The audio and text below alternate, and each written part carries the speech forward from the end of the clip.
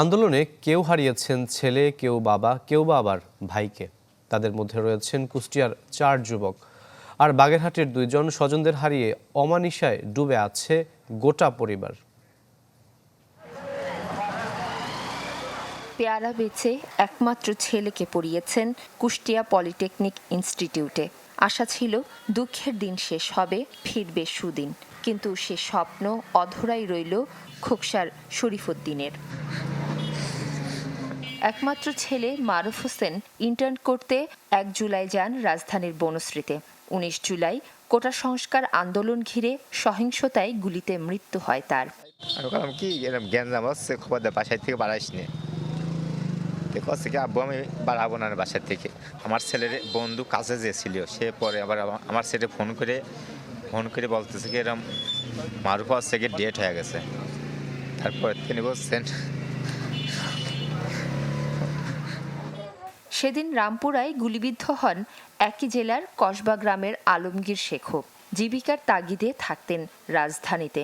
আন্দোলনকারী শিক্ষার্থীদের পানি পান করাতে গিয়ে গুলিবিদ্ধ হয়ে প্রাণ হারান আলমগীর। ছাত্রের স্কুলের পানি খাইতে যায়, মিছিল করতে যায়, গুলি করে মেরে দিয়েছে। উপরে 3 প্লেন আসিয়া 3টি গোলা এখানে মারছে, এখানে মারছে, আরেকটা পাশে মারছে। সহিংসতার সাক্ষী কুমারখালীর ফয়সাল হোসেন। 20 জুলাই নারায়ণগঞ্জের 0 পয়েন্টে আগুন লাগে বহুতল ভবনে, যেখানে কাজ করছিলেন ফয়সাল। কাছ থেকে দেখেছেন আগুনে দগ্ধ 2 সহকর্মী আব্দুস সালাম ও সেলিম মণ্ডলের নির্মম মৃত্যু।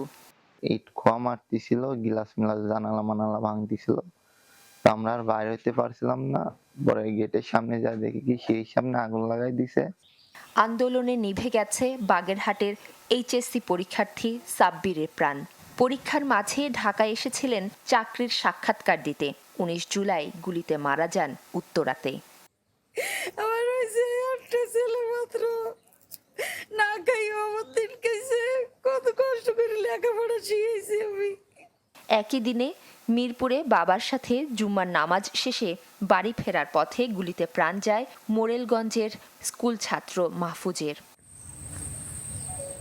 মাফতুহা মিলি, চ্যানেল 24।